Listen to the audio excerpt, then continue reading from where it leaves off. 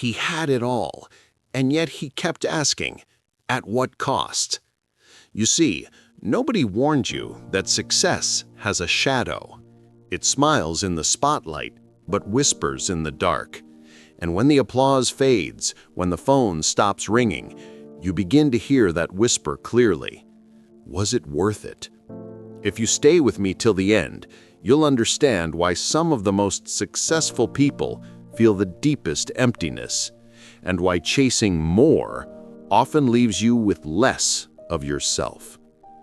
His name was Daniel, 43 years old, CEO of a tech company that everyone called the future.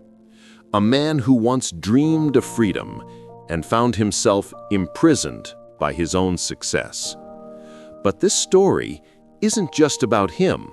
It's about all of us who trade peace for progress, connection for ambition, and wonder for productivity. Daniel grew up in a small apartment above his father's repair shop. He used to watch his father come home covered in grease, hands trembling from exhaustion, and he promised himself he'd never live like that. He studied harder than anyone. While his friends slept, he worked. While others laughed, he planned. Success became his shield, a way to protect himself from ever feeling small again.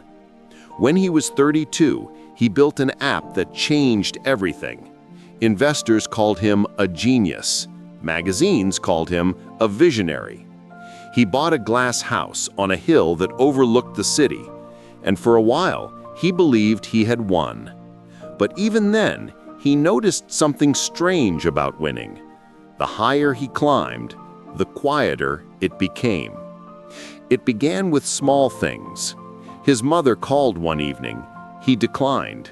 He said, "I'll call her tomorrow." He never did. Weeks later, she passed away, quietly, in her sleep. At the funeral, Daniel stood in front of the casket, and for the first time in years, he felt time, how it moves without your permission. His assistant approached him after and said, "Sir, I'm sorry, but the investors need your answer by tonight." And like muscle memory, he nodded, wiped his eyes, and went back to his car to send an email. That's how success works sometimes.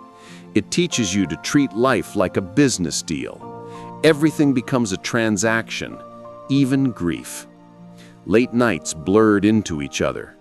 The city lights outside his window looked like distant stars, so close, yet untouchable. One night, he came home to silence. His wife had left a note on the counter. "Don't worry, you won't even notice I'm gone." He didn't, not at first, because he still had meetings, launches, interviews. He still had noise. But months later, he came home after another long day, and something inside him finally cracked. He walked into his living room, saw his reflection in the glass, a tired man with eyes that looked more like windows than mirrors. He whispered, "I built all of this, but I don't know who I built it for." That night, he sat on the floor, in the dark, and realized how expensive his dream had been. When success becomes survival, you forget how to simply be.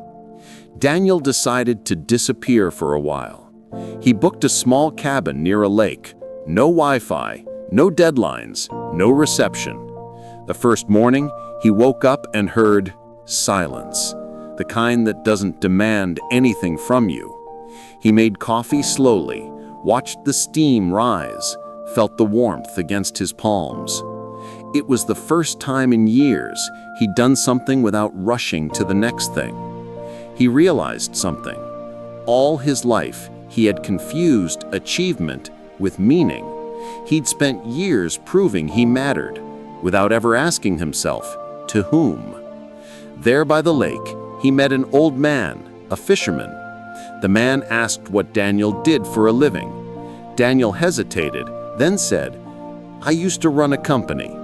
The old man nodded and said, "I used to run after fish. Now, I just wait for them." That line stayed with him. because for the first time, Daniel understood waiting is not weakness. Sometimes it's wisdom. Months later, Daniel came back to the city, not to rebuild his empire, but to rebuild himself. He called his father, visited his old neighborhood, walked past the repair shop. He saw the same cracked windows, the same rusted tools, and for once, he didn't feel above it. He felt home. He realized that success, real success, isn't about being admired. It's about being at peace.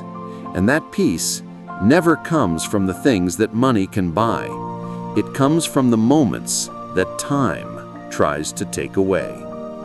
So if you're chasing success, pause for a moment and ask yourself, what am I losing while I'm winning? Because every yes to the world is a no to something inside you. And if you're not careful, one day you'll realize the thing you sacrificed was the very peace you were chasing all along. If this story opens something inside you, don't subscribe for more videos. Subscribe because you seek truth, the kind that doesn't make you richer, but makes you whole.